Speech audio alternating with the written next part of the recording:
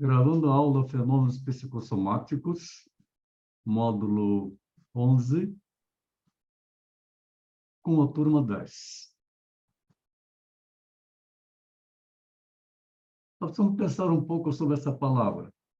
Fenômenos psicossomáticos. O que é um fenômeno e o que é psicossomático? Alguém pode me ajudar aí?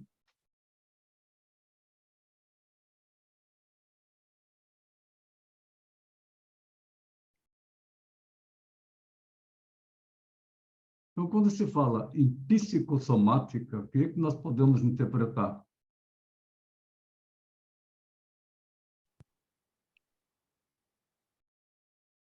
Soma quer dizer corpo. Psico é mente. Então, a psico que se soma ao corpo e vice-versa. E o fenômeno é esta interação que existe automaticamente no organismo humano.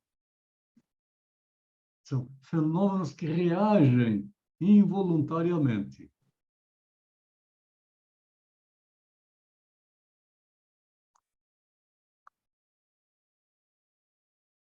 A psicossomática, ela é uma disciplina muito interessante, muito importante. Estou também ajeitando agora a imagem. Aí está. Ela é uma ciência interdisciplinar que gera diversas especialidades da medicina. A medicina tem que entender a psicossomática, que também aborda a psicologia, principalmente a psicanálise, que estuda os efeitos de fatores sociais e psicológicos sobre os processos orgânicos do corpo. Então, esses efeitos que nós estamos falando de fatores sociais e psicológicos, aos quais nós estamos inseridos dentro de um universo que está toda hora colocando situações para cima de nós, involuntariamente, como que se processa organicamente no nosso corpo. E, principalmente, para poder se trabalhar, o bem-estar das pessoas. Na psicossomática, é uma ideologia sobre a saúde, sobre o adoecer, sobre as práticas da saúde. É um campo de pesquisa sobre esses fatos e, ao mesmo tempo, uma prática, a prática de uma medicina integral.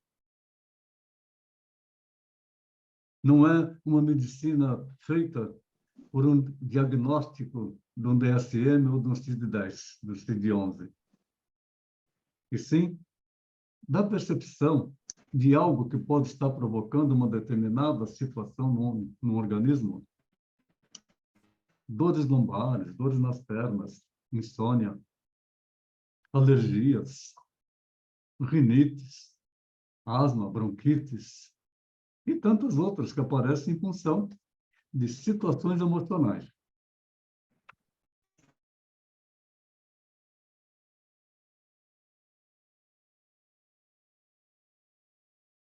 Para Franz Alexander, que é do período de nasceu em 1891, faleceu em 1964, ele definiu o termo psicossomático por aparentemente sugerir uma dicotomia entre a mente e o corpo, que tem sido objeto de muitas críticas.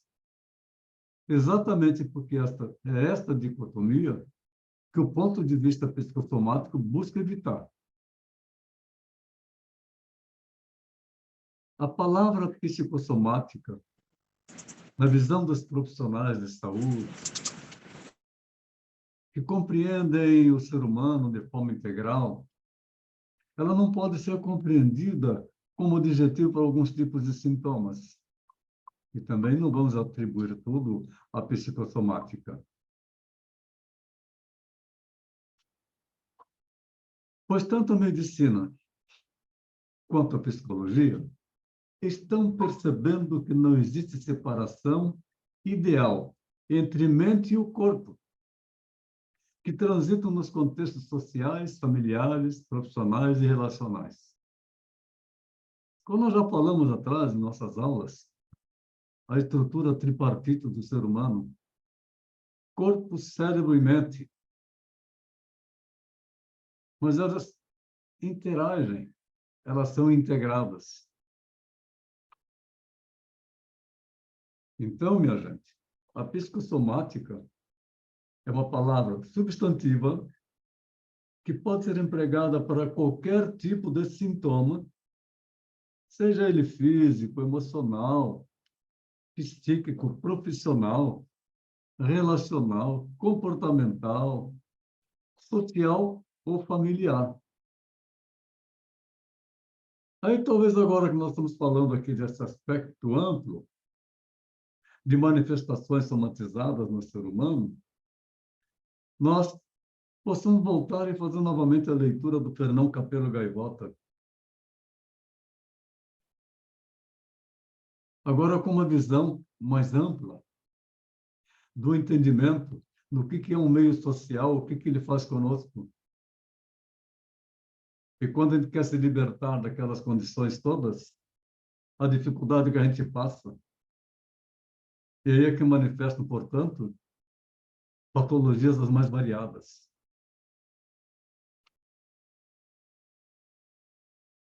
O termo medicina psicossomática começou a ser utilizado nas primeiras décadas do século XX.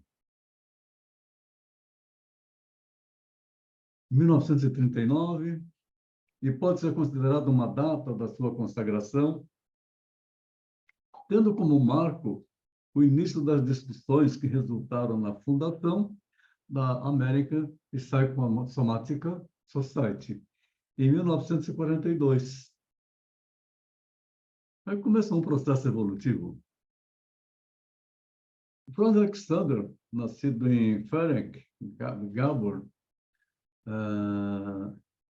Budapeste, 22 de janeiro de 1891, Palm Springs, em 8 de março de 1974, foi um médico e psicanalista húngaro, judeu, para variar, radicado nos Estados Unidos. É considerado o fundador da medicina psicossomática, de base analítica e da criminologia psicanalítica. Que interessante, né? Quais são as causas que levam a pessoa para a vida do crime? Numa psicossomatização de seus afetos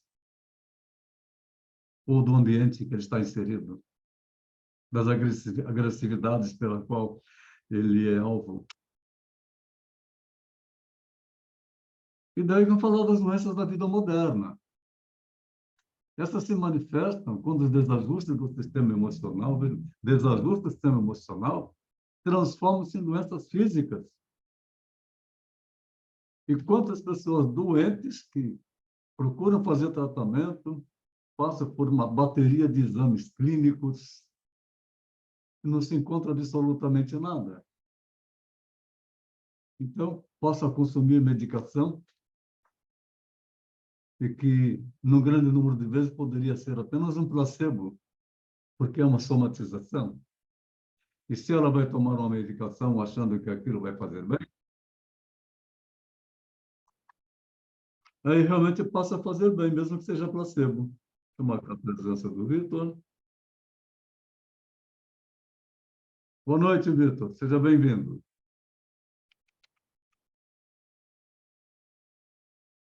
A clínica dos fenômenos psicossomáticos, ela questiona a hegemonia do olhar biomédico e características dos recortes que incidem sobre o corpo.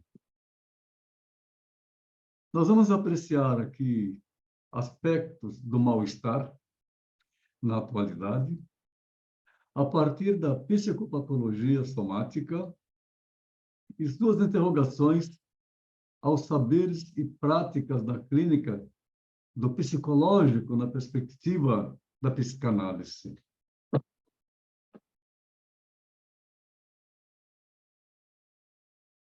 As forças naturais que se encontram dentro de nós são as que realmente curam nossas doenças, segundo Hipócrates.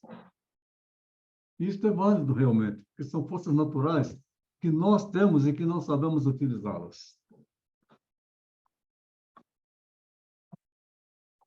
A palavra psicossomática deriva de dois termos gregos, psique e soma, que querem dizer mente e corpo, respectivamente.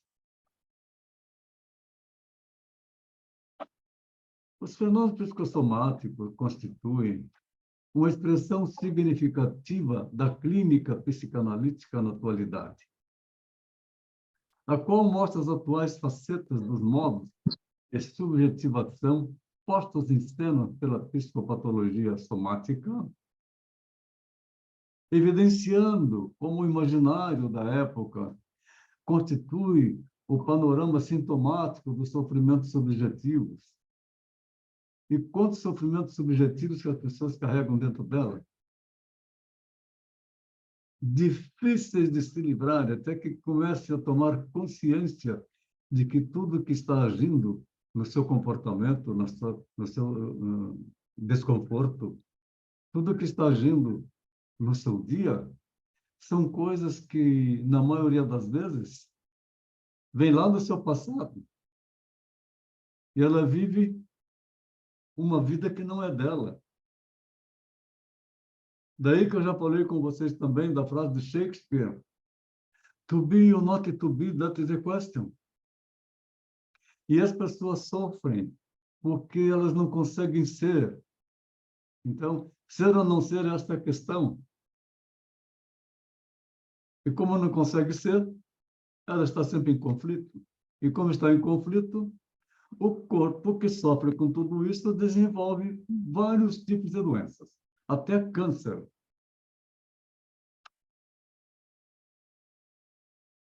As somatizações constituem uma das queixas mais frequentes nas consultas. As pessoas não sabem o que são somatizações.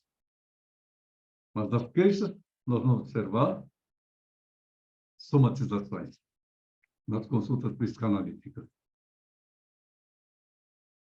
E a investigação sobre esse tema ocupa lugar de destaque na área da saúde. Já comprovado que existem quadros de somatizações que não se acomodam às categorizações psiquiátricas, interrogando suas explicações nosográficas, bem como as consequências em termos de diagnóstico e prognóstico. O trabalho do psicanalista não é dar um diagnóstico, mas saber fazer um diagnóstico para si mesmo, para poder trabalhar neste ponto que está provocando uma somatização. Os episódios psicossomáticos, muitas vezes, são tratados por especialidades médicas que terminam por não apreender as múltiplas determinações e seus complexos sentidos, já que partem do olhar biomédico, centrado na noção de organismo e de patologia. Não se centra não é centrado na mente humana, no que está provocando realmente a reação. Então, pensar no adoecer orgânico não conversivo, a partir da psicanálise, implica considerar a unidade psicossoma, bem como a etiologia multifatorial das patologias.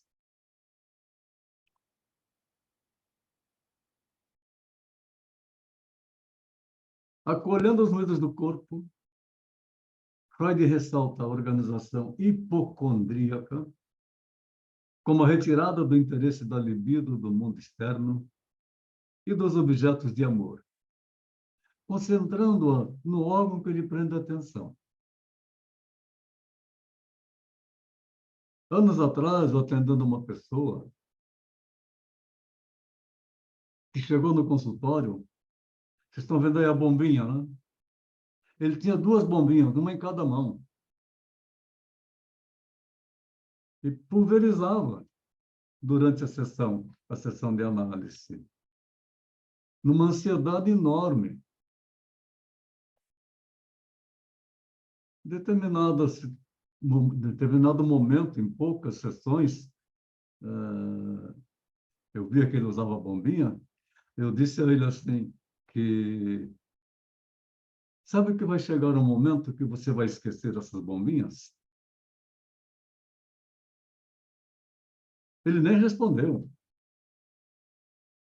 Continuou fazendo as suas análises. Em determinado momento, observei que ele chegou no consultório, ele não tinha nenhuma bombinha na mão. Não colocou nenhuma na mesinha que tinha no lado. Eu só observando as reações dele. E ele fez a sessão toda, colocando para fora as suas dores, aquilo que ele precisava. E só no final é que ele se deu conta de que não tinha levado a bombinha. Interessante, né?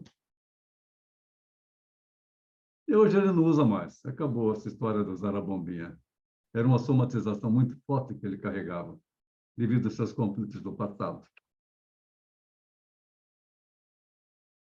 Ferenc escreve que foi necessário esperar o advento do método psicanalítico, que foi introduzido por Freud, para se poder explicar até uma profundidade antes insuspeitada a vida pulsional, aquela pulsão que vem lá do inconsciente com toda a força, onde o corpo e o psiquismo não param de se influenciar mutuamente a todo instante. Essas pulsões é uma energia muito grande que está sendo produzida dentro da nossa mente e com isso mexe também com o nosso corpo. Embora Freud tenha começado a lidar com adoecimento somático não conversivo, a partir do campo das neuroses atuais, a clínica, a escuta de pacientes somatizadores, vem assinalando o lugar dos momentos iniciais da constituição do psiquismo nos destinos da organização libidinal.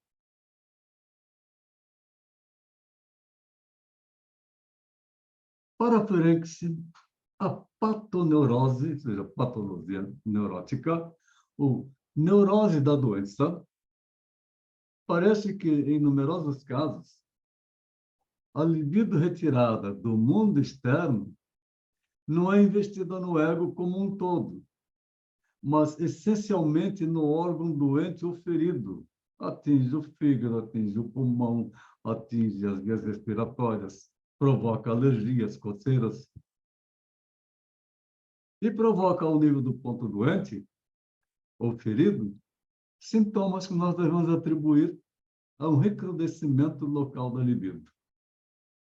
Interessante essa teoria e ela é uma realidade. O Ferenc desenvolve no texto as neuroses de órgão e seu tratamento, neurose de angústia, neuroses monossintomáticas, aí ele abordando a asma nervosa, neurose do estômago, dores no estômago, contrações no estômago, azias, distúrbio intestinal grosso, prisão de ventre ou intestino vazando por distante, diarreia, neuroses cardíacas que provocam situações bastante complicadas, colocando em risco a vida da pessoa, alterando o batimento cardíaco, alterando a pressão, enxaqueca, ressaltando que o curso de toda enfermidade orgânica é, aliás, afetado favorável ou desfavoravelmente por influências psíquicas. Quando ele fala aqui de enxaqueca, eu tinha um grande amigo, médico, neurologista, neurocirurgião.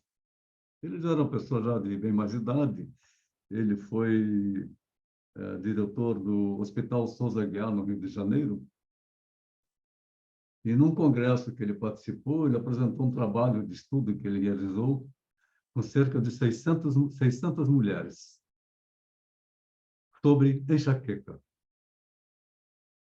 E a enxaqueca abrange um nível elevadíssimo no mundo inteiro, principalmente das mulheres. Segundo ele, 30% das mulheres sofrem de enxaqueca. E ele tratava com medicamento. E o medicamento que ele dava para as pessoas chama-se Depakote. Interessante, né? E melhoravam. Mas quando uma paciente voltava e dizia, doutor, mas eu não melhorei nada. Aí ele perguntava, e você tomou o remédio direitinho? Não, a minha família falou que era um remédio muito forte, então eu não tomei ele inteiro, eu tomei a metade só.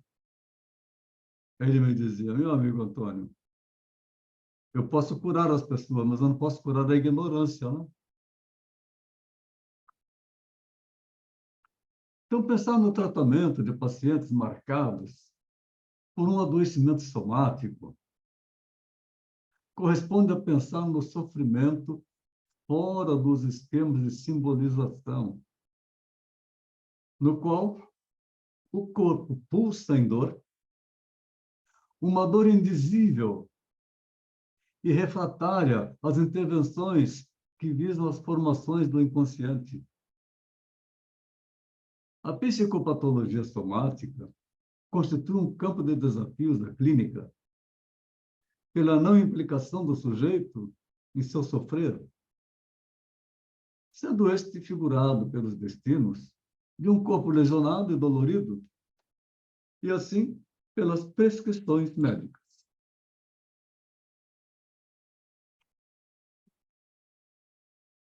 Os significados do câncer e dos aspectos comportamentais, desenvolvimentais, interrelacionais nele envolvidos, despertam a atenção das clínicas médicas, psicológica e psicanalítica.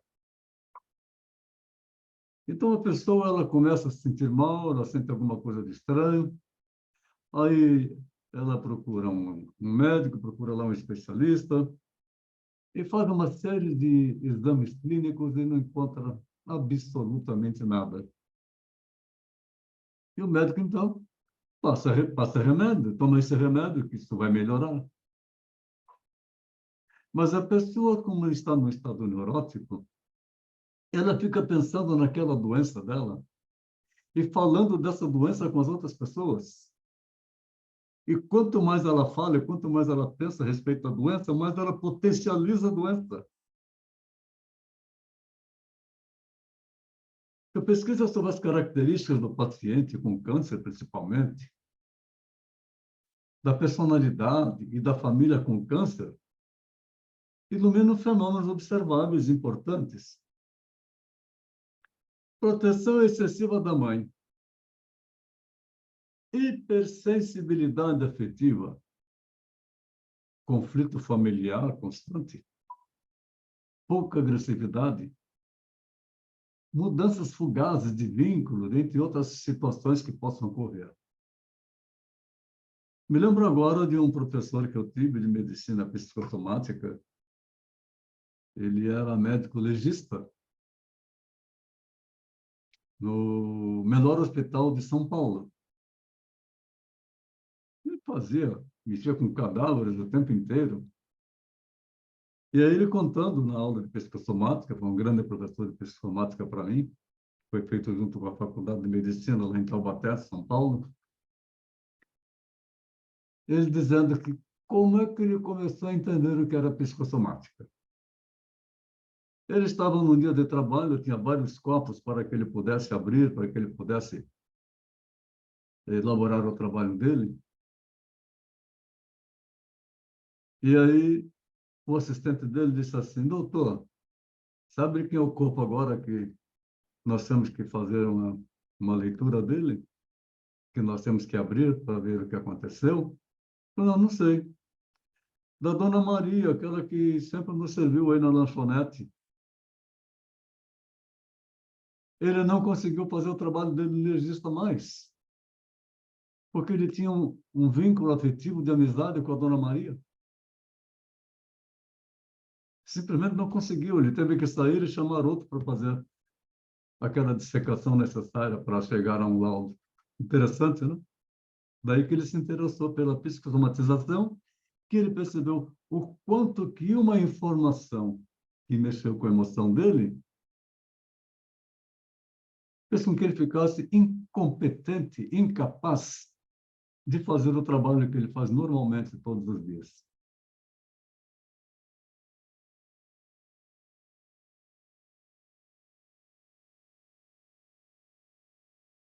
A consideração das possibilidades e implicações dos percursos dos membros da família, ele é enriquecido quando as alternativas construídas no campo do singular são inseridas na lógica dos laços parental, fraterno, conjugal e coletivo.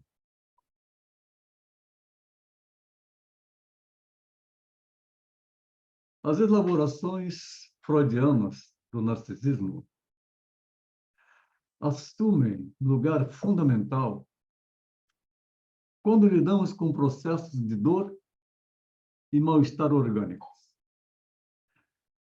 já que o homem enfermo retira suas caixas, suas catexias libidinais de volta para o seu próprio ego, catequizando a sua libido no seu próprio ego, e as põe para fora novamente quando se recupera.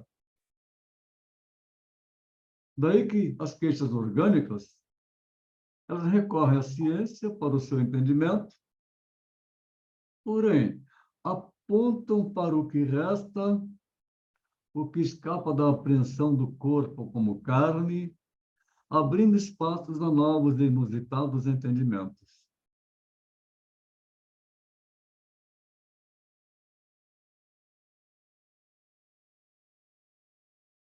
As doenças reconhecidas como psicossomáticas pela medicina denunciam as limitações, impotências dos referenciais médicos e psicológicos, quando focalizados isoladamente no processo de tratamento daqueles que padecem no real do corpo, e não no ser humano como um todo, no ser humano holístico.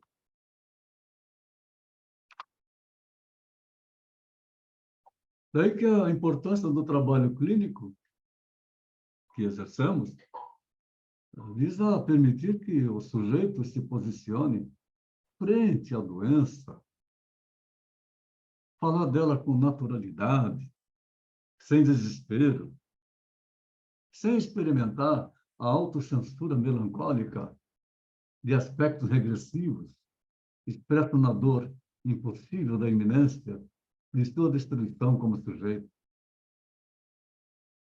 Há pouco tempo apareceu um paciente com manifestação de possível câncer, e ele desesperado, focando no câncer, focando na doença. E ele me falando dela veementemente, ele dizia assim, eu vou morrer, eu vou morrer.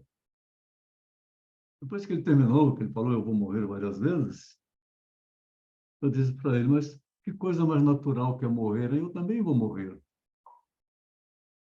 Nós nascemos para morrer, não é? Ele levou um susto quando encarou isso com naturalidade. Para que ter medo da morte se nós nascemos para morrer? Mas o fato de estar com câncer não quer dizer que vai antecipar a morte. Não.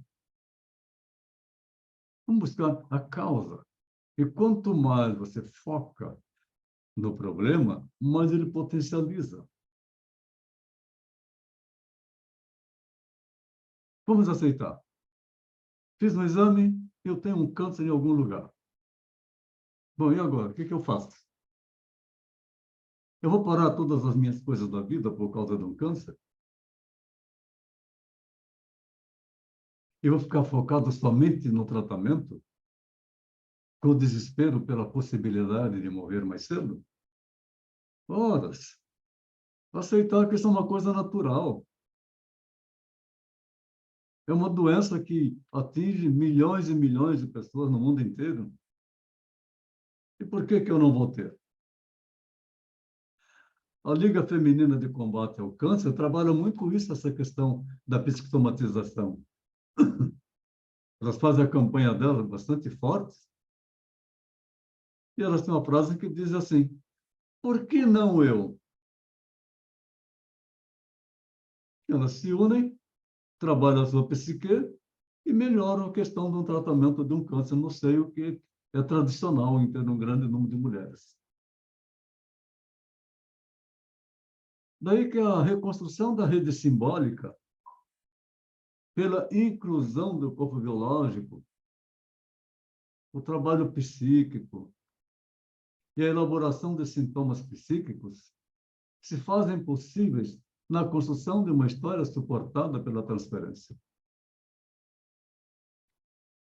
Eu tenho uma colega que se formou comigo também, uma excelente profissional, e ela faz um trabalho social muito interessante, que ela é uma das instrutoras do TVV, do Centro de Valorização da Vida.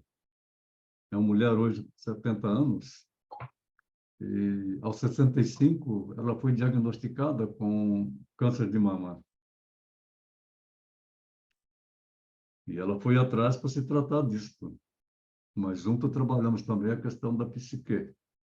Ela também já formada em psicanálise, mas trabalhando mais ainda porque começou a ficar com aquele desespero. Fez vários tratamentos, mas principalmente quando ela entendeu que, sei lá quanto tempo que eu tenho, eu vou viver. Eu vou fazer as coisas para mim. E com isso a vida dela mudou, porque ela tirou o foco do problema que ela estava tratando, mas potencializava, ficava pensando muito nele, e foi viver o seu momento, a sua vida, fazendo as suas atividades, fazendo esse trabalho maravilhoso que ela faz no CVV, salvando vidas que estão numa tortura muito grande no caso de suicídio, de possibilidade de suicídio. Como resultado, a última vez que eu estive com ela, não tem 15 dias, ficamos almoçando juntos, e ela me falando que ela não tinha mais o câncer. Usou a capacidade mental. Então, vamos lá. Na reconstrução da rede simbólica, pela inclusão do corpo biológico, o trabalho psíquico e a elaboração de sintomas psíquicos se fazem possíveis na construção de uma história suportada pela transferência.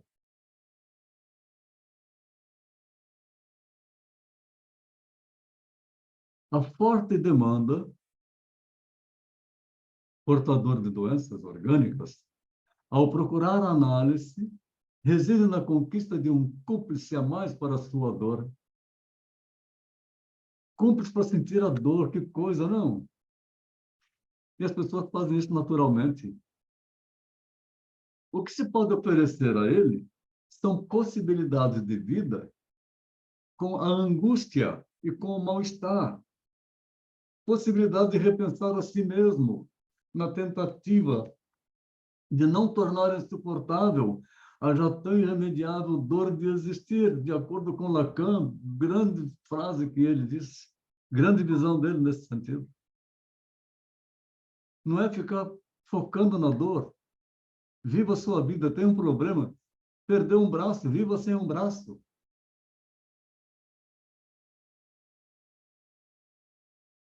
Os modelos hegemônicos do fazer clínico, a escuta do sofrimento, não se restringe ao campo paradigmático do consultório individual.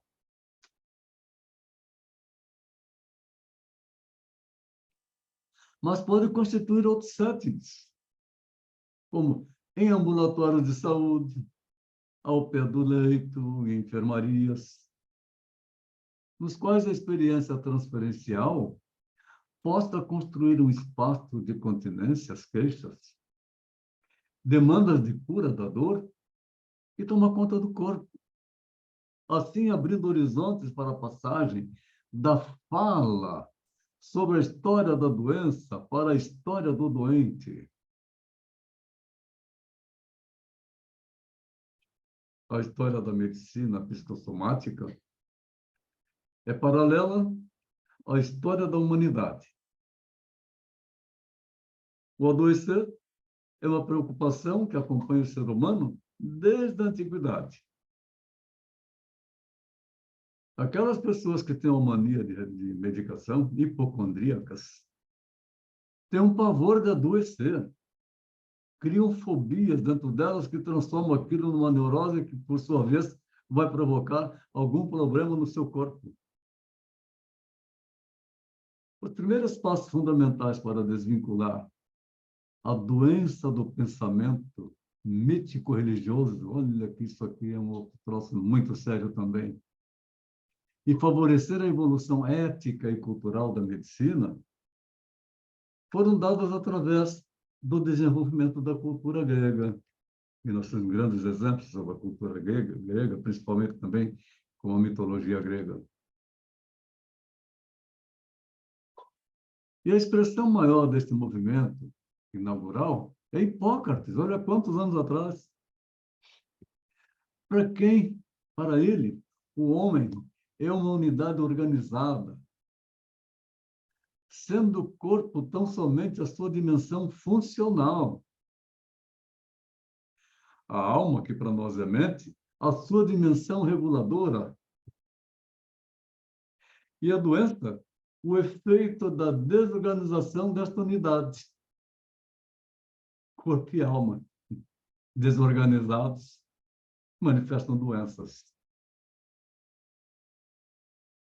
A tendência para a separação do corpo e da mente é antiga, tanto no campo da filosofia como no campo da medicina. Já na psicanálise, não é diferente essa questão. Mesmo nos tempos de hoje, tempos atuais, a necessidade de procura de entendimento sobre a doença psicossomática gera dúvidas e questionamentos.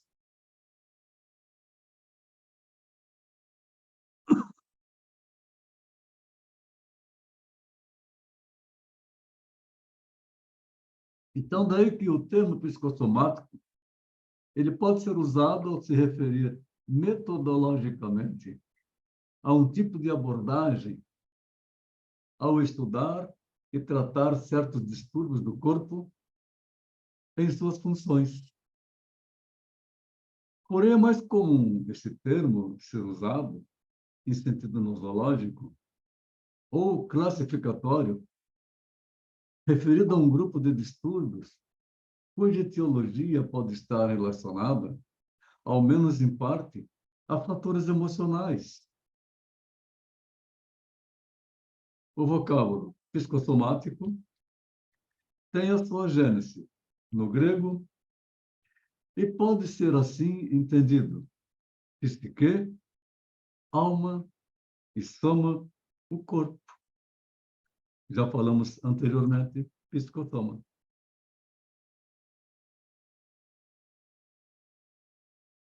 Já Aristóteles, que exerceu grande influência na cultura ocidental, atribuía ao coração a função de centro da atividade mental, gerando o fato de que por muito tempo o coração foi designativo dos estados emocionais.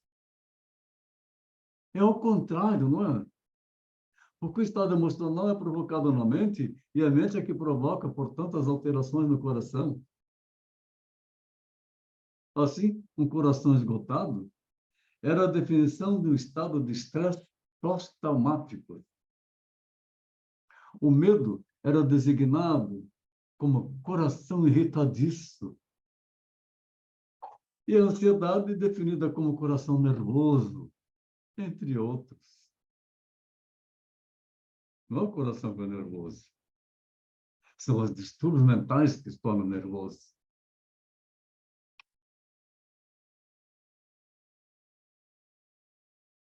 Então, esses distúrbios psicossomáticos são as disfunções fisiológicas e as aberrações estruturais que resultam primariamente de processos psicológicos, mais do que agentes físicos imediatos, tais como envolvidos em distúrbios orgânicos. Os estímulos emocionais formam vínculos entre os fenômenos psíquicos, emoções, e os somáticos, corpo. Mesmo quando as emoções são frustradas, elas se manifestam apenas pela modificação de parâmetros corporais, somáticos, sem que a emoção atinja a consciência, mantendo-se em nível inconsciente.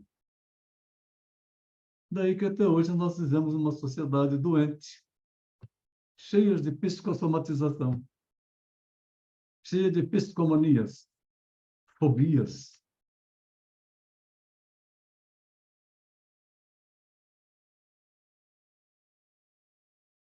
Lá no compêndio da psiquiatria, nós encontramos a descrição de que fatores psicológicos são importantes no desenvolvimento de todas as doenças. Aí está, a psiquiatria reconhecendo isso. Já hoje já se considera que 90% das doenças têm a origem psicossomática.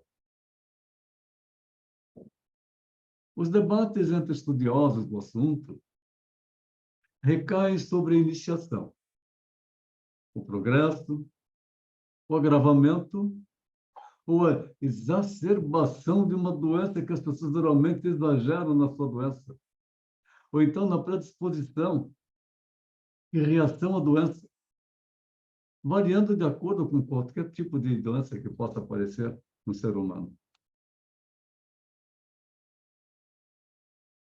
Freud ele demonstrou a perplexidade do relacionamento entre fatos da vida psíquica e os da vida orgânica, ao dizer, aquele misterioso salto da mente para o corpo na complexa tessitura dos sintomas.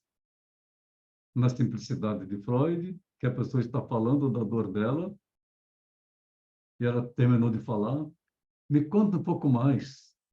Mas está em inglês. Tell me more. Me conte mais. Ela precisa contar mais, ela precisa jogar isso para fora. Então, se deparar com traumas emocionais, nos quais os pacientes sofriam desencadeamento de sinais e manifestações físicas, paralisias, que às vezes se paralisam por causa de uma situação emocional, perde movimentos, surdez, cegueira, entre outras doenças. Ele esteve diante de um episódio psicossomático.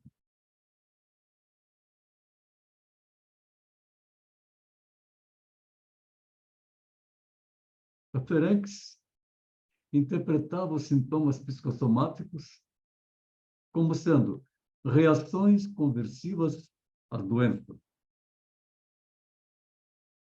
Para ele, que foi discípulo de Freud, o conceito de histeria conversiva se aplicava aos órgãos inervados pelo sistema nervoso autônomo. Então, reações autônomas, independentes da nossa vontade. Essa premissa vem sendo aplicada hoje às doenças, como a colite, a asma brônquica, como doença psicossomática, tremedeiras, impotência sexual, e assim tantas outras coisas que perturbam a vida da pessoa. A compreensão, portanto, dos fenômenos mentais segue o modelo básico do arco reflexo na dinâmica psíquica. O que é o arco reflexo? Nós pegamos um arco para tirar uma flecha, que nós esticamos aqui, e nós soltamos a flecha, ele tem um reflexo que ele fica vibrando.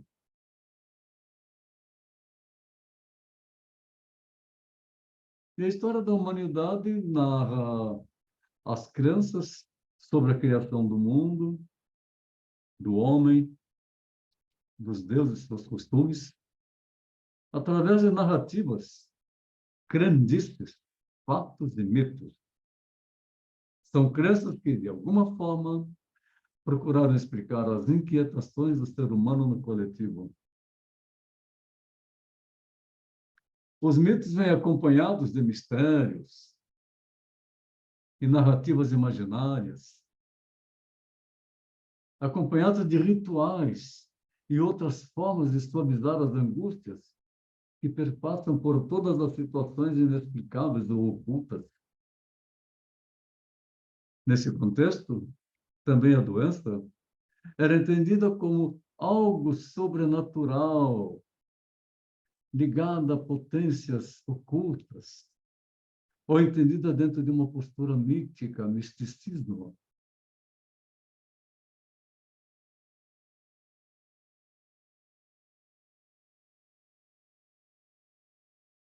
A partir dos povos mais primitivos, não só a doença mental era atribuída à origem dos maus espíritos, mas a maior parte das afecções do corpo também.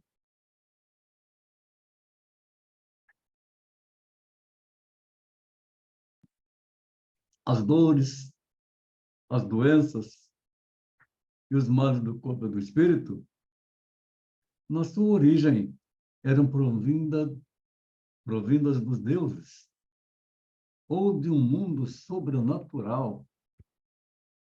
O que permaneceu no imaginário dos povos e muitas pessoas por muito tempo, ainda tem até hoje crenças desse tipo.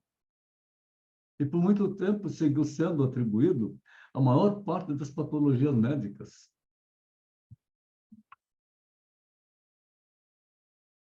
A mitologia apresenta, no entanto, minha gente, numerosos deuses com poderes curativos e em seus santuários, principalmente na Grécia,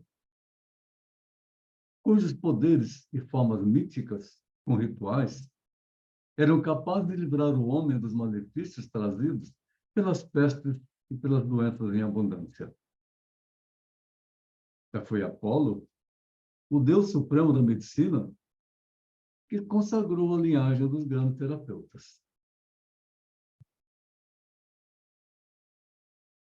Por muitas vezes, e até na cultura popular atual, o médico se confunde com o xamã, o sacerdote, o mago, o bruxo ou o feiticeiro, que produz encantamento e provoca atração.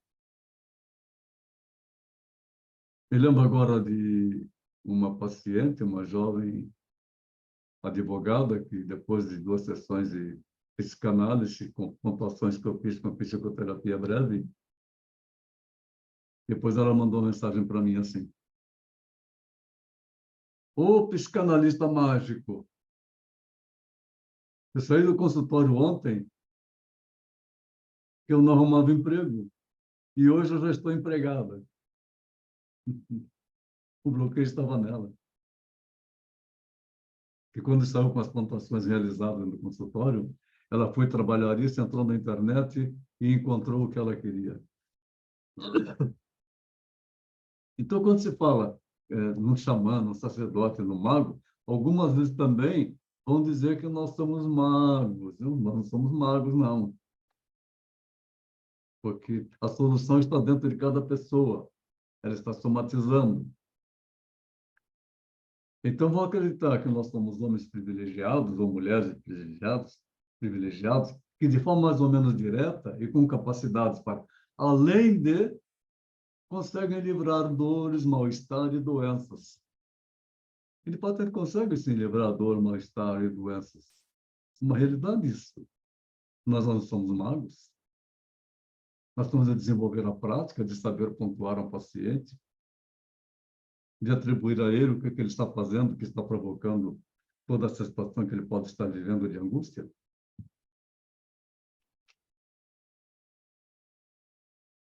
Até a Idade Média, a questão dos fenômenos mentais que eram de domínio exclusivo dos sacerdotes, os exorcistas, né?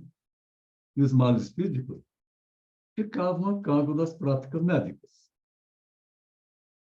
Então, com o declínio geral da cultura e das artes, houve um prejuízo na evolução do pensamento e das concepções na área médica, vindo prejudicar as formas de tratamento dos doentes mentais, que eram exorcizados ou sofriam castigos penosos, ficam à margem da sociedade.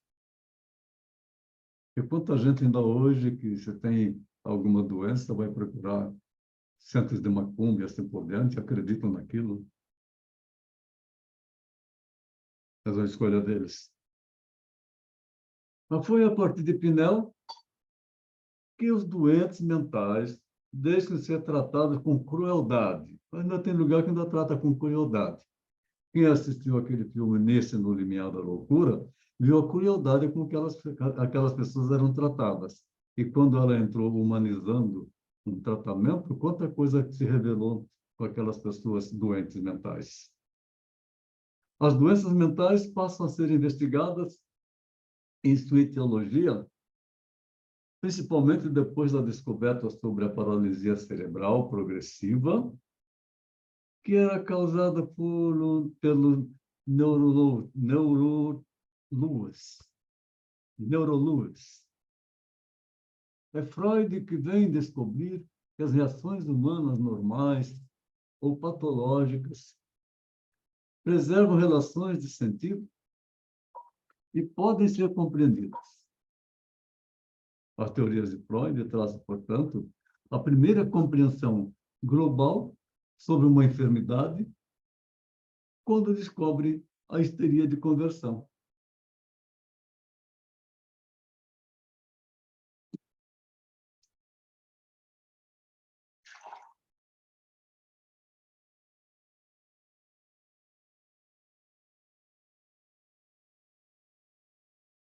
Grandes eminentes profissionais da medicina, estudiosos, pesquisadores, professores universitários, servidores da área de saúde, abriram seus serviços de forma pioneira para abrigar setores da medicina psicossomática.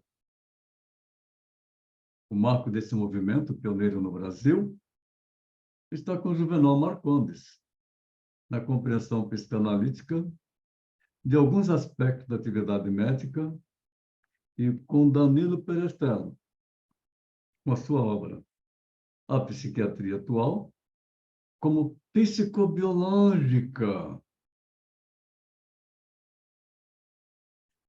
O estudo pormenorizado da correlação íntima entre psiquismo e manifestações orgânicas ou funcionais,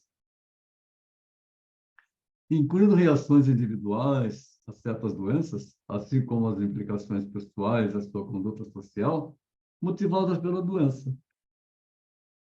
Me lembro também de uma jovem de 30 anos e que no relato histórico dela, desde criança, ela tinha o intestino trancado. Então, para que ela pudesse defecar, ela tinha que tomar lactopurga. Mas, à medida que ela foi se abrindo e contando todo o histórico dela, ela tinha o intestino trancado por medo. Medo do pai. Medo de fazer uma sujeira. De tanta agressividade que ela sofria do pai. À medida que ela foi se liberando disso, levou bastante tempo. Hoje, ela não precisa mais de medicação para poder defecar. Não tem mais que tomar o lactopurga. Foi-se. Quando ela conseguiu fazer isso naturalmente, veio no meu consultório contar, toda feliz de ter visto o cocô dela dentro do vaso. Porque quando toma o lactopurga, não é cocô, é uma lavagem, né? Então, esse estudo dos transtornos corporais, nos quais a aplicação do enfoque psicológico proporciona uma informação de alto valor teológico. A medicina psicossomática não estuda somente a causalidade, mas também a condicionalidade psíquica das patologias. Quais são as condições psíquicas que a pessoa tem que levam àquele tipo de patologia? E que muitas vezes é totalmente crônica.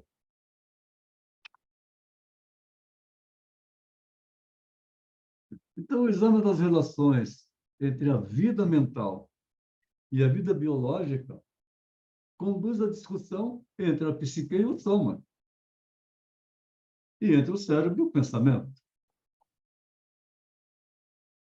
Daí que eu uso bastante para trabalhar com as pessoas, que eu já enviei para vocês também, a filosofia do sucesso de Napoleão Hill,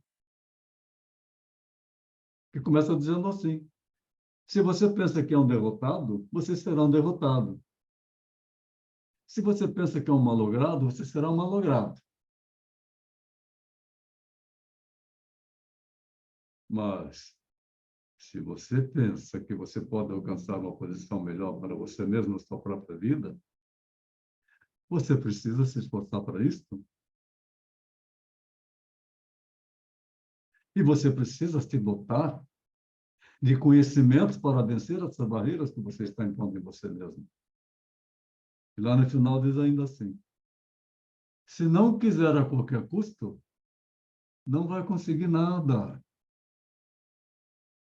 Acreditar em si, esse é o trabalho para vencer a psicossomatização.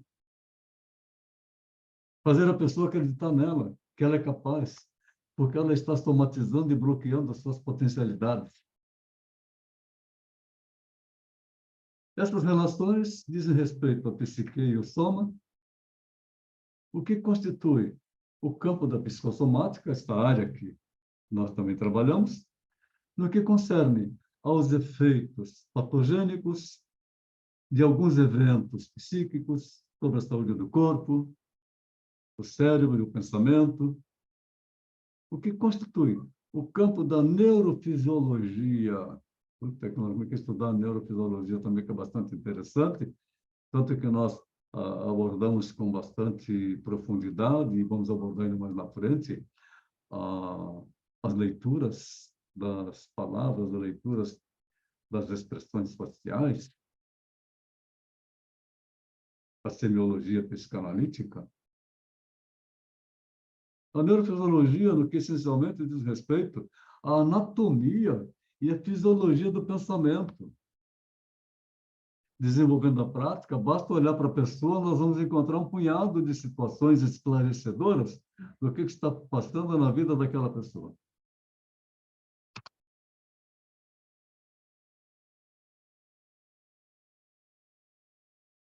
Então, a situação é assim.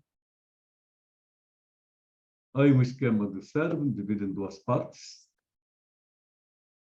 A situação, o pensamento gera emoção, a emoção gera comportamento. Ou seja, uma situação, um afeto, gera um pensamento, pensamento gera emoção, emoção, comportamento.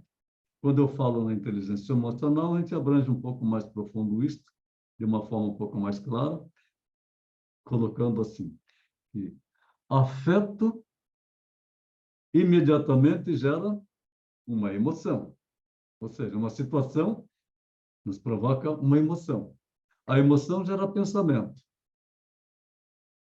O pensamento provoca atitudes. Atitudes gera, portanto, ação, que é um comportamento incontrolável. Isso se repete, é cíclico e é dinâmico. Somatização desde criança, gente. As pessoas carregam isso na vida delas o tempo inteiro, como eu falei dessa jovem de 30 anos. A somatização desde criancinha. Desde quando a mãe ficou grávida, que o pai caiu fora. E quando a mãe ficou sabendo que estava grávida, ela disse: puta merda, fiquei grávida, e agora? O que eu faço? Aí as pessoas diziam para ela: aborta. Ela teve a coragem de dizer, não, não vou abortar. Mas o trauma continua persistindo na vida dessa criança, que foi fecundada lá, não com o desejo de uma fecundação, e sim pelo prazer de uma boa trepada. Então, se tratando de seres humanos, e considerando a sua possibilidade de pensar, desde cedo, tal atividade racional exerce um papel fundamental na avaliação e enfrentamento das situações com que se depara o indivíduo. A influência da pessoa que cuida da criança é decisiva nesse processo de identificação de estressores. E a pessoa que cuida da criança? Originalmente seria a própria mãe, junto com o pai, num casal considerado normal. Mas um grande número não é assim.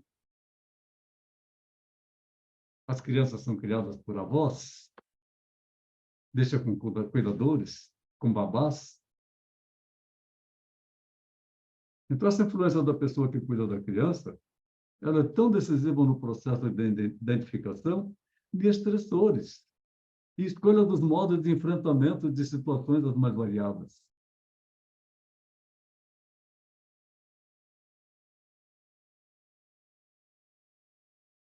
O desenvolvimento do ser humano aponta para a formação de estruturas e dinâmicas e de funções cada vez mais complexas, para tentar assegurar o equilíbrio de um organismo cada vez mais solicitado por estímulos externos e internos. O organismo, muitas vezes, é levado às respostas anacrônicas, respostas primitivas, menos elaboradas do que é ou já foi capaz. A fim de alcançar este equilíbrio, quando não, devido a perturbações de seu desenvolvimento, seus recursos se encontram além de suas potencialidades. E as pessoas bloqueiam as potencialidades que elas têm. Somatização, portanto, desde criança. O desenvolvimento do aparelho psíquico é protegido pelas barreiras de contato ou para excitações descritas por Freud, em Além do Princípio do Prazer, as quais correspondem à função de película. A função materna é de caráter fundamental para assegurar o desenvolvimento e o equilíbrio da economia psicossomática do bebê. A tranquilidade da mãe, do ambiente onde ela está. Deixa eu fechar um pouco a janela aqui, né?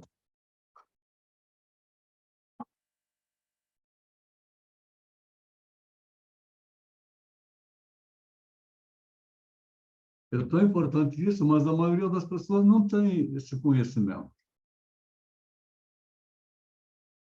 Eu acho que vocês desse grupo aqui já assistiram que quando eu fiz a aula de Winnicott, né?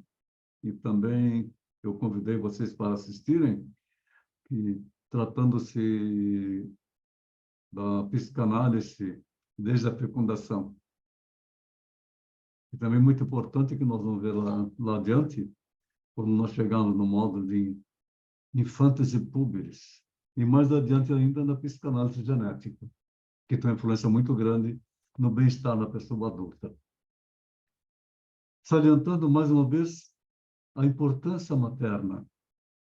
Ela é fundamental para que haja um desenvolvimento e o equilíbrio da economia psicossomática do bebê, ou seja, para reduzir as psicossomatizações que naturalmente vão ocorrer.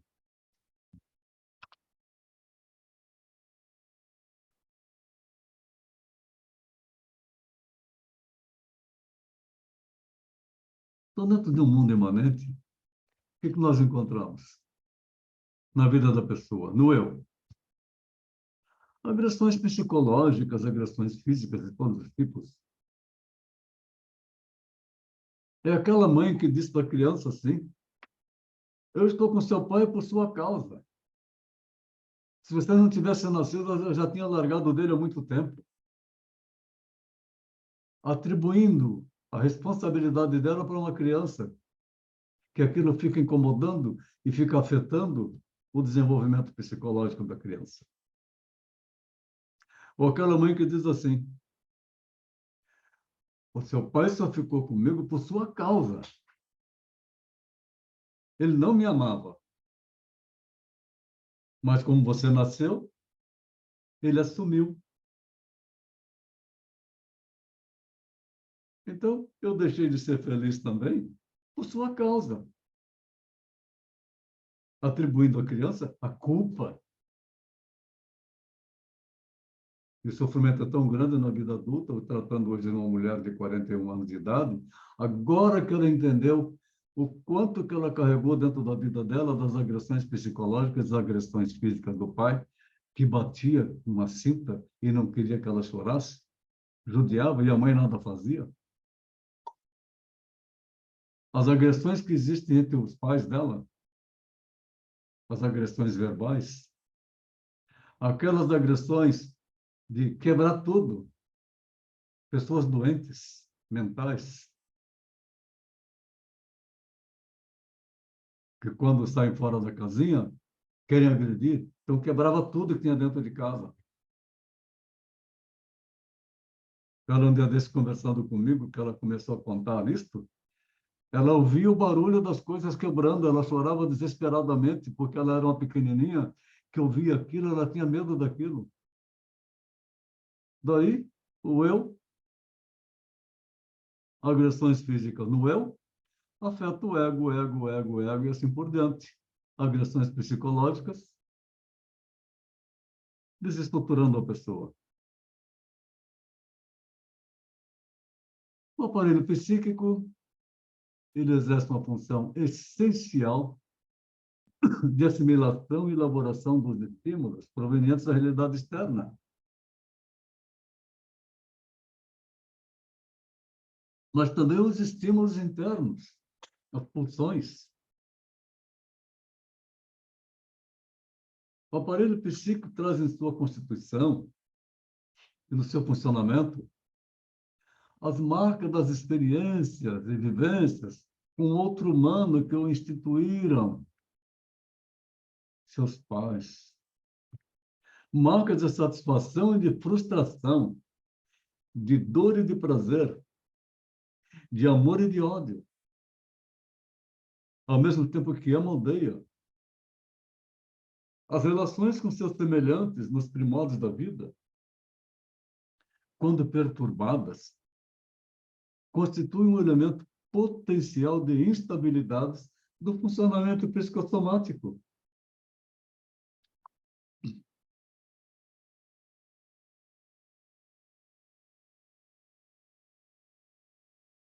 A mãe, ou cuidadores, propicia ao seu bebê, além da satisfação de suas necessidades básicas, cuidados com alimentação, higiene na satisfação material, a sua própria experiência afetiva e libidinal com as ações de cuidar, cujas marcas dessa experiência, aliada ao emocional do outro, passarão a fazer parte da representação de um determinado objeto para o bebê. O objeto é sempre externo, animado ou inanimado, porém deve ser distinto do sujeito, ou do self, o eu, para quem deve ser psicologicamente significante.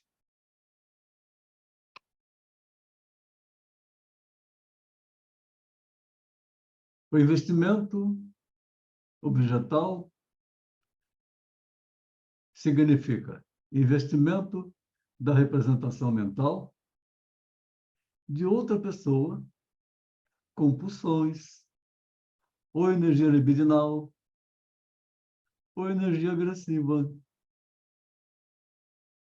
conforme está demonstrado nessa imagem animada que vocês estão vendo. O traço minêmico de um objeto ele pode servir de modelo para futuros investimentos, como também o objeto interno pode se constituir no modelo para futuros investimentos objetais. E no processo psíquico, as representações do self são modificadas quando assume aspecto de objeto. O objeto interno também pode servir de modelo para uma identificação.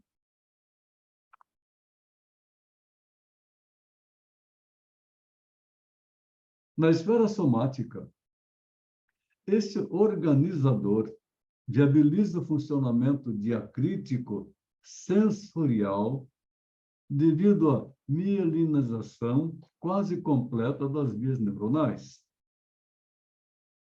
que propicia a ordenação dos órgãos efetores, da postura e da motricidade. Os traços de memória se estruturam e se evolumam na esfera mental, propiciando a sequência de ações dirigidas e diversificadas, o que vem tornar possível o funcionamento do ego. Então, essa é uma estrutura neurológica. Nós já temos algum conhecimento sobre esse assunto, né? Onde nós podemos estudar aqui um tipo de neurônio, os dendritos, que são terminais de recepção e de comunicação com outros neurônios, e o terminal do axônio, o terminal de transmissão, aquilo que ele transmite. Então, ele tem um corpo, isso é minúsculo. Nós temos 100 bilhões de neurônios no nosso cérebro. O axônio, ele é o transmissor. Conforme aparece aqui, é o transmissor. E a mielina é como se fosse uma capa de um fio para evitar que haja curto-circuito. E ele se realiza, assim, dessa capa de mielina, em nódulos. São nódulos de Ranvier, que faz essa identificação.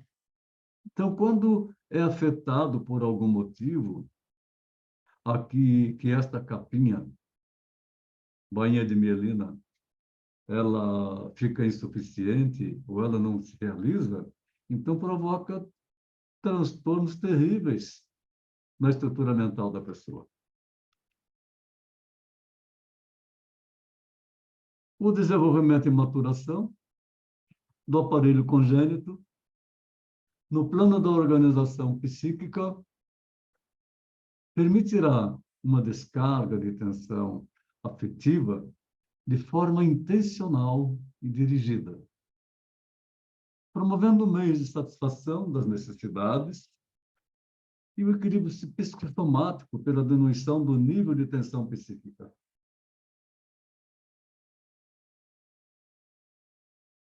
A estruturação progressiva do aparelho psíquico, de acordo com Freud, irá delineando as funções e as fronteiras entre as instâncias psíquicas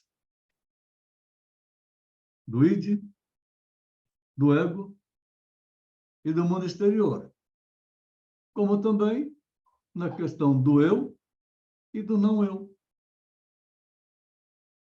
E as pessoas carregam dentro dela situações que não são delas, mas que vivem como se fossem delas. E com isso, psicossomatização.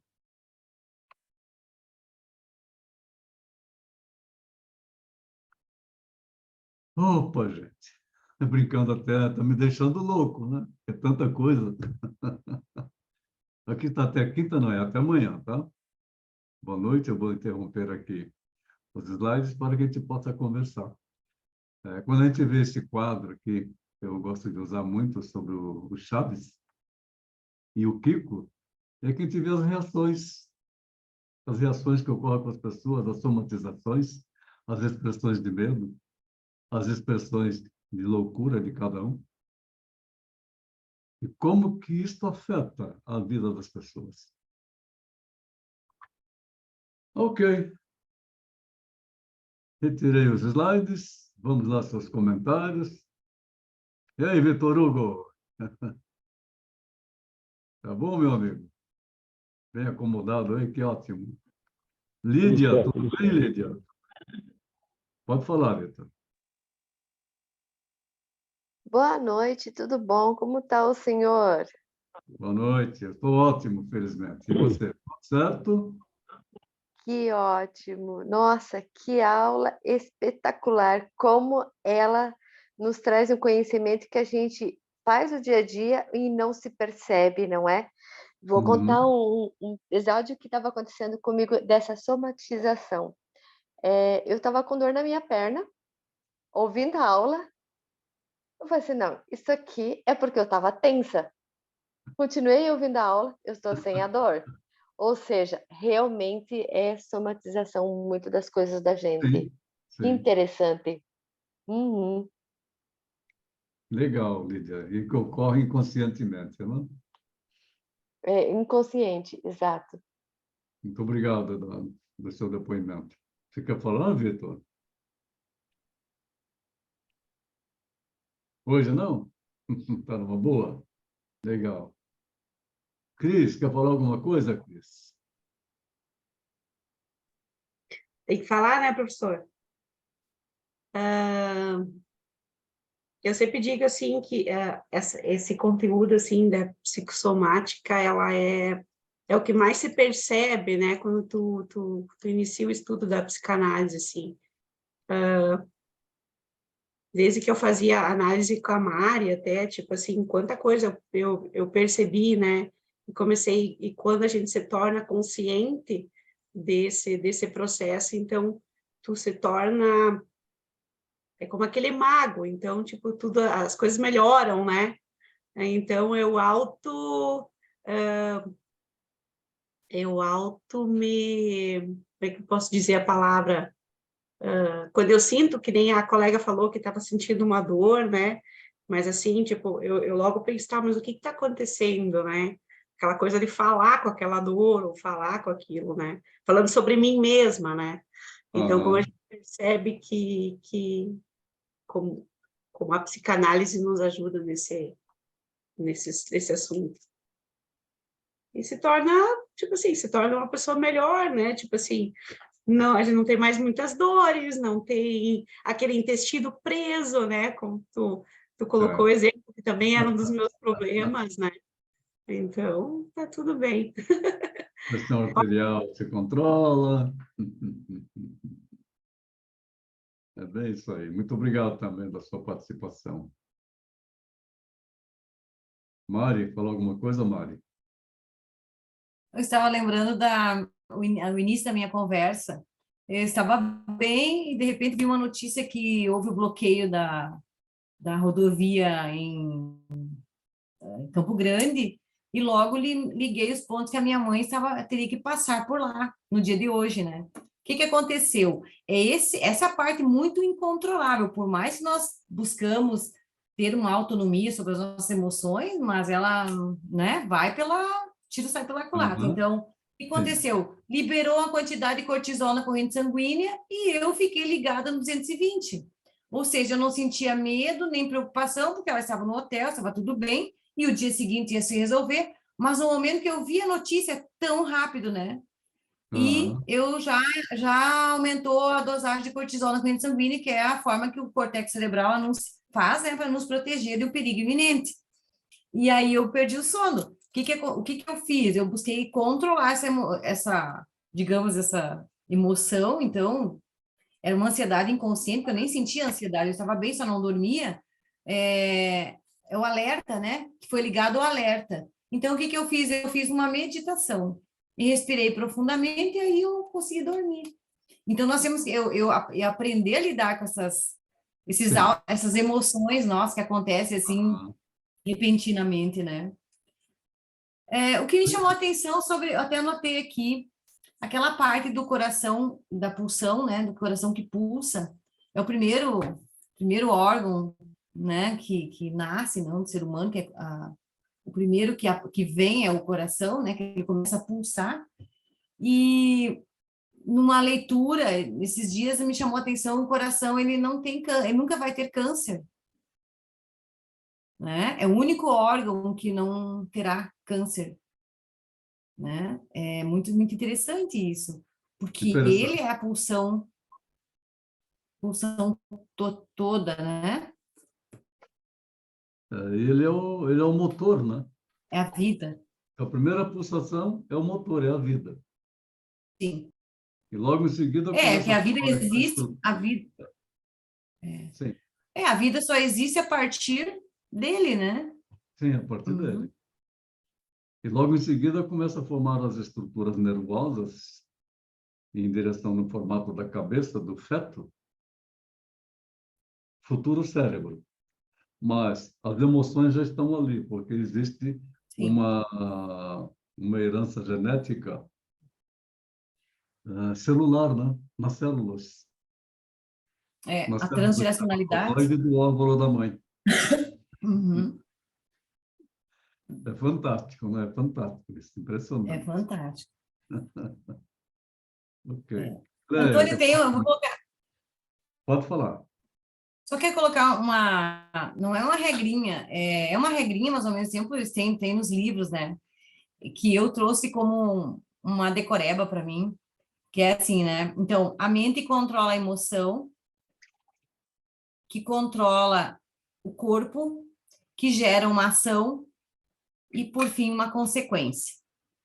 Sim, Então, como que nós fazemos para se a mente controla a emoção? Por isso, o autoconhecimento. A única maneira que nós conseguimos controlar a nossa mente é nos conhecendo. Quando nós nos conhecemos, nós já conseguimos compreender o que nós... o autocontrole, também acontece de forma natural, né? Assim como o descontrole acontece de forma natural, nós não temos controle, e o autocontrole também. Então, o autoconhecimento é incrível. Quanto mais a gente aprende, menos sabemos, mas mais a gente fica, assim, lisonjeada. É muito gratificante, né?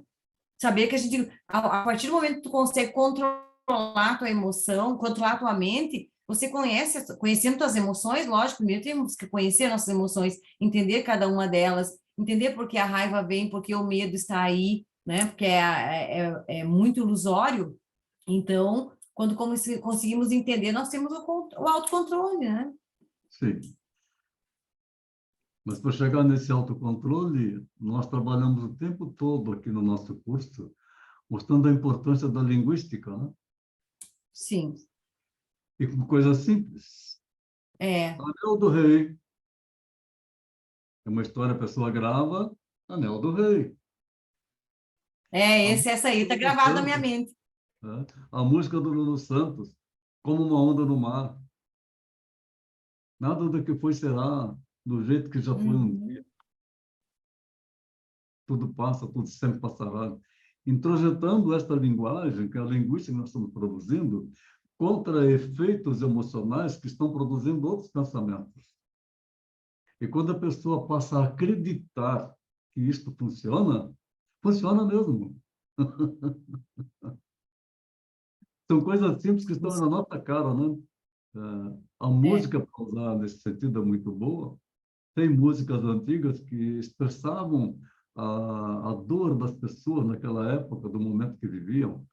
Músicas de lamúrias que faziam sucesso absoluto porque era uma dor coletiva. Recentemente eu mandei para vocês um artigo que eu escrevi baseado numa música antiga de Carlos José, O Mal de Viver Fingindo. Isso lá nos anos 60 fez um sucesso fantástico, porque as pessoas viviam fingindo e as pessoas ainda hoje fingem que são o que elas não são. Até que Mas é o ela mecanismo. até que ela possa viver a sua essência e ser ela mesma, ela se liberta. Mas Aí aquela dor isso fingir cantada é um naquela, mecanismo de defesa. aquela dor cantada naquela letra é uma dor profunda de várias pessoas na nossa sociedade. Pode falar, Mari. Mas é um mecanismo de defesa o fingir. É um Como é que mecanismo de defesa. Eu vejo como um mecanismo de defesa. A pessoa finge porque o quanto ela não consegue entrar dentro Isso, dela e descobrir quem ela é, se permitir isso. ser quem ela é com liberdade, né? Então ela vai. Uhum. criar um estereótipo, né? Vocês podem procurar na internet a música O Mal de Viver Fingindo, para ouvir a música, como que era, e como ela era cantada, a forma de cantar, como era envolvente, emocionante, atingindo milhões de pessoas daquela época. Algo mais, É. Mari? E- Cleia, vai falar alguma coisa, querida? Mãezinha, tá aí? Diga, Cleia. Ah, sei lá, a gente estava até comentando aqui, eu tava com... O Felipe tá com uma alergia na pele, né? Pode ser um estresse, E eu tô com a mesma alergia que ele, sabe? Sai um pouco e muito mais na barriga, assim, sabe? É bem, é bem Então, estranho mesmo. É Cali, alguma quer falar preocupação. alguma coisa? Cali, Oi. quer falar alguma coisa? Eu sempre, uma coisa que me preocupa no curso é o que eu vou ouvir, né? Estar preparada para ouvir. E hoje, escutando, assim, o seu depoimento, Antônio, fiquei satisfeita em saber que muitas vezes nós vamos poder ajudar os pacientes, às vezes em poucos encontros, né? Dando Uhum. alguns toques nessa área da psicossomática, assim, né?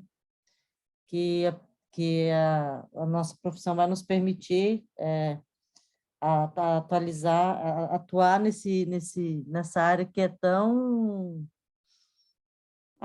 tão comum, né? Que a Sim, gente não toca, às vezes a gente tem, eu parei para pensar aqui no tanto de dor que eu sofro, eu sofria mais antigamente, principalmente a dor de cabeça, e que a gente vai poder ajudar tanta gente através do nosso trabalho. é isso mesmo. Me deu assim um gás maior do que eu já estava, assim. Muito boa a aula, bacana. Mas à medida que nós vamos desenvolvendo nosso trabalho com as pessoas, nós vamos também criando outras formas de estar abordando, que às vezes procuramos algo que a gente vai procurar na internet, mas você pode criar situações também, tá? Então, você tem a liberdade de fazer isso. E eu vou passar mais uma para vocês que é bastante interessante, que eu aplico com muito bom resultado. A pessoa que acorda de manhã e vê um monte de coisas que ela não quer. Aí vem para a terapia, melhora. O dia seguinte está legal. No outro dia já não está legal de novo. A gente pode pensar, mas será que ela é bipolar? E se for, vamos trabalhar isso? Então, eu disse para ela assim, sabe o que você está vivendo? Você está vivendo dia sim, dia não. Mas como assim? Você está vivendo dia sim, dia não. Procura viver só o dia sim. Diga para você de manhã, bom dia sim para a vida, sim para a sua vida. E agora ela passou a dizer para ela todos os dias, bom dia sim para a minha vida. Uhum. O não que envolve involuntariamente o ambiente que ela está, ela tem que se livrar daquilo. Um bom dia sim para ela. Se a outra pessoa, as outras pessoas querem viver no não, o problema é delas. Viva o dia sim para você. Dia sim, dia não? Não. Dia sim, dia sim, dia sim, dia sim. Sempre. Ótimo, obrigada. É uma forma de linguística também, de fazer a pessoa trabalhar com o pensamento dela. Dia sim, dia sim, dia sim para mim. Sempre sim para mim. Desta forma. Recentemente, uma colega nossa, minha aluna também, que vai fazer agora também o curso de didata, muito querida ela, ela é muito competente. Quando a pessoa tem contato com ela, está escrito assim: primeiro, ame você. Amor próprio. Depois, reciprocidade. Bem legal. Amor próprio. Depois, reciprocidade. Se não tem reciprocidade, amor próprio, não se envolva. Muito legal, né? Gostei muito do texto dela. Bacana. Ok. Alguém mais?